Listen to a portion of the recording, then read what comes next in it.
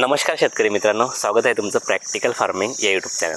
तर मित्रांनो, आज आपण एका वांग्याच्या प्लॉटमध्ये आणि अनेक शेतकऱ्यांचे प्रश्न होते की सर पावसाळी वांगी लागवड कशी करावी किंवा पावसाळी वांगी लागवडचं नियोजन आम्हाला पाहिजे. तर मित्रांनो, हा प्लॉट जर पाहिला, हा आपला पावसाळी लागवड म्हणू शकतो आपण, किंवा पावसाळ्यामध्ये आता याची काढणी किंवा तोडणी सुरू होणार आहे. म्हणजे हा या प्लॉटला 1 महिना आज कंप्लीट झाला आहे. मेची लागवड आहे. आता सुरुवातीला जर तुम्ही चॅनलवर नवीन असाल तर चॅनलला आता सबस्क्राईब करून घ्या, जेणेकरून तुम्हाला अशाच प्रकारचे व्हिडिओ लवकरात लवकर पाहायला मिळतील. तर मित्रांनो, पावसाळी वांगी लागवड कधी करावी? तर पावसाळी लागवड जर पाहिली, आपली मेन खरीपामध्ये लागवड येते. तर खरीपामध्ये तुमचा जून जुलैच्या दरम्यान आपण पावसाळी लागवड ही करत असतो. किंवा तुम्हाला जर थोडीशी लवकर लागवड करायची असेल तर तुम्ही 1 मेच्या पहिल्या पंधरवड्यापासून लागवड करू शकता, जेणेकरून ती आपली पावसाळ्यामध्येच लागवड येते. तर मग पावसाळी लागवड करताना अशा खूप अडचणी असतात. पावसाचा अंदाज बघून सण आपल्याला पाणी व्यवस्थापन असेल किंवा अतिरिक्त पाणी असेल, त्याचं नियोजन कसं करावं, पावसाचा अंदाज बघून पाणी नियोजन कसं करावं, या सगळ्या गोष्टी असतात. त्याच्यानंतर कीड असेल, रोग असेल, खत व्यवस्थापन असेल, या गोष्टी, जमीन असेल, हवामान असेल, या सगळ्या गोष्टींकडे बारकाईने लक्ष द्यावं लागतं. तर सर्वात प्रथम आपण बघू. तर मित्रांनो, या पिकाला हवामान जर पाहिलं, हवामान उबदार हवामान लागतं आणि हे उबदार हवामान पावसाळ्यामध्ये आपल्याला मिळतं. सुरुवातीच्या ज्या काळामध्ये, जून जुलैच्या काळामध्ये आपल्याला जे उबदार हवामान आहे शाकीय वाढीसाठी, किंवा आपण जर पाहिलं खरीपाच्या हंगामामध्ये ज्यावेळेस आपण खरीपाची पिकं लावतो, बिया लावतो, त्या बियांचं जर्मिनेशन होण्यासाठी उबदार हवामान लागतं आणि ते उबदार हवामान या पिकाला शाकीय वाढीसाठी खूप फायदेशीर मानलं आहे. म्हणून पावसाळ्यामध्ये लागवड करणे खूप चांगले असतं. आणि उबदार हवामान या पिकाला खूप मानवतं. जास्त उष्णही नाही. उष्ण म्हणजे कसं, जास्त उष्ण नको, उबदार, जेणेकरून जर्मिनेशन असेल किंवा आपली शाकीय वाढ असेल, त्याच्यासाठी हे हवामान अतिशय चांगलं मानलं गेलं. त्याच्यानंतर जमीन.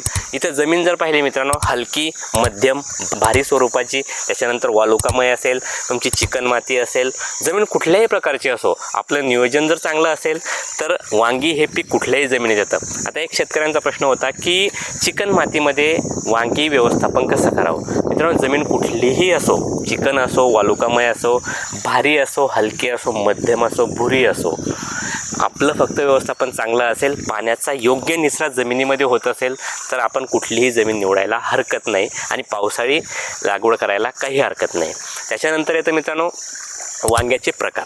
आता आपण वांगी लागवड तर करतो, पण वांग्याचे प्रकार. आता पहिला प्रकार जर पाहिला तर डोरली आणि काटेरी वांगी ही प्रामुख्याने अहमदपूर असेल, सातारा असेल, सांगली असेल, पुणे असेल, या भागामध्ये पाहायला मिळतात.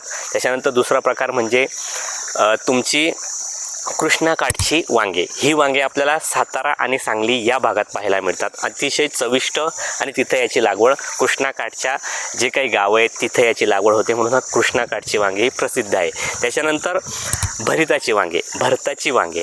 खानदेश भागात जर पाहिलं तर भरताची वांगे, मोठी आणि गोल प्रकारची वांगे अतिशय प्रसिद्ध आहे आणि चविष्ट आहे. त्यामुळे ही वांगे खानदेशामध्ये लागवड केली जाते. आणि त्याच्यानंतर येतं आपलं संकरित जाती. संकरित जातीमध्ये विविध अशा नामांकित कंपन्या आहे, त्याची वांगे आपण प्रामुख्याने व्यावसायिकदृष्ट्या उत्पन्नासाठी ही वांगे घेत असतो. त्यामध्ये तुमचं अजय असेल, त्रिवेणी असेल, त्याच्यानंतर गौरव असेल, पंचगंगा असेल, असे विविध नामांकित कंपन्यांची वांगे आपण व्यावसायिकदृष्ट्या उत्पन्नासाठी ते घेत असतो. हे झाले वांग्याचे प्रकार किंवा वांग्याच्या जाती. आपापल्या विभागानुसार आपण वांग्याची लागवड करू शकतो. त्याच्यानंतर खत व्यवस्थापन जर पाहिलं या मित्रांनो वांगी पिकाचं, असं काही नाही की पावसाळ्यात वेगळं खत व्यवस्थापन, उन्हाळ्यात वेगळं खत व्यवस्थापन आणि इतर सीझनमध्ये वेगळं खत व्यवस्थापन. तर याला सुरुवातीपासून, लागवडीपासून 60 किलो नत्र आणि 50 किलो स्फुरदाची गरज असते. मग पहिला जो आपला खताचा डोस आहे, सुरुवातीला नत्राची अर्धी मात्रा पहिल्या डोसला द्यायची आणि स्फुरदाची पहिली संपूर्ण मात्रा सुरुवातीला आपण देऊ शकतो. आणि राहिलेली नत्राची जी अर्धा मात्रा आहे ती आपण लागवडीच्या 30 दिवसानंतर करू शकतो. आणि त्यासोबतच हे आपलं झालं NPK स्वरूपातील खत व्यवस्थापन. त्याच्यानंतर आपलं असतं वॉटर सोल्युबल, त्यामध्ये सूक्ष्म अन्नद्रव्य असतात. याचं नियोजन आपण नेहमीप्रमाणे ज्या प्रकारे करतो, शाकीय वाढीसाठी आपण 19-19 असेल, ब्रँचेससाठी 12-61 असेल, फुलकळी असेल, साईजसाठी असेल 13-40-13 असेल, 052-34 असेल, पोटॅशियम सोनाईट असेल, ह्या ज्या गोष्टी आपण आपल्या पद्धतीनुसार किंवा विभागानुसार करू शकतो. त्याच्यानंतर खत व्यवस्थापन झाल्यानंतर कीड आणि रोग व्यवस्थापन. ह्या पिकावर मित्रांनो कीड जर पाहिली आपण, शेंडे अळी आणि फळे पोखरणारी अळी, या गोष्टींचं जर आपण नियोजन केलं किंवा नियंत्रण केलं तर वांगी पीक आपल्याला भरघोस असं उत्पन्न देऊ शकतं. मग शेंडे अळी आपल्या पिकावर आली असेल तर योग्य वेळी आपला शेंडा फोडणे गरजेचं आहे. फळ पोखरणारी अळी असेल तर योग्य वेळी आपली जी काही फळं पोखरले जाईल ती तोडून नष्ट करावीत आणि बागेच्या बाहेर फेकावी.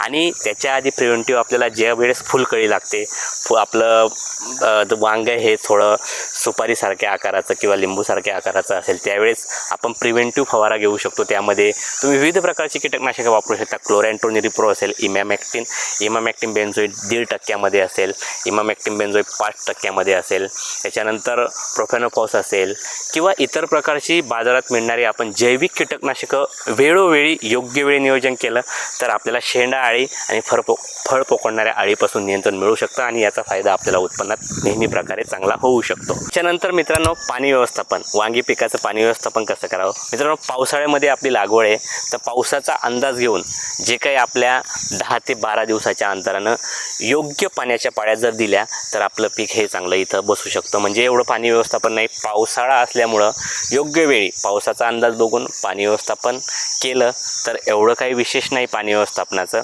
10 ते 15 दिवसांच्या अंतराने पावसाळ्यामध्ये याला पाणी देऊ शकतो. त्याच्यानंतर जर पाहिलं मित्रांनो लागवडीचं अंतर जर पाहिलं तर याच्यामध्ये सुधारित जातींचं आपण जेव्हा लागवड करतो त्यावेळेस 75 बाय 75 सेंटीमीटरवर आपण लागवड करू शकतो.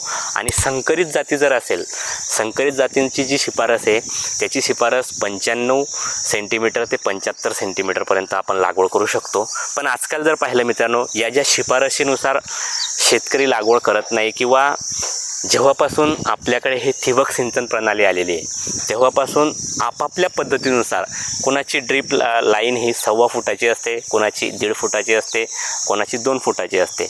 आपापल्या ॲडजस्टमेंटनुसार लागवड शेतकरी करत असतात आणि विविध असे प्रयोग करून ते लागवड करत असतात आणि सक्सेस केलेले असतात. तर मित्रांनो ही जी लागवड जर पाहिली तुम्ही आता हे 2 नळीतील अंतर, 2 नळ्यातील अंतर हे 4 फुटाचं आहे आणि 2 रोपातील अंतर हे 2.5 फुटाचं आहे. म्हणजे इथं ड्रीप लाईन ही 2.5 फुटावर आहे. म्हणजे शेतकऱ्यांनी असं ॲडजस्ट केलेलं आहे. म्हणजे ज्या वेळेपासून ठिबक सिंचन प्रणाली आली आहे तर जी काही शिफारस आहे त्या शिफारशीनुसार लागवड न करता शेतकरी ड्रीप लाईनच्या किंवा ठिबक सिंचन प्रणालीनुसार लागवड करत असतात आणि सक्सेस आपलं पीक लागवड इथं करत असतात. तर मित्रांनो आज आपण पाहिलं पावसाळी लागवड कशी करावी, याचं नियोजन कसं करायला पाहिजे. आता मी तुम्हाला तर सांगितलं, पण आपण शेतकऱ्यांच्या अनुभवातून ही लागवड कशी करावी किंवा पावसाळ्यामध्ये काय अडचणी येतात, सेटिंग असेल, फुलकळी असेल, रोग असतील, कीड असेल किंवा पाणी व्यवस्थापन असेल, खत व्यवस्थापन असेल, या गोष्टी आपण शेतकऱ्यांच्या अनुभवातून बघू, त्यांच्याशी आपण चर्चा करू.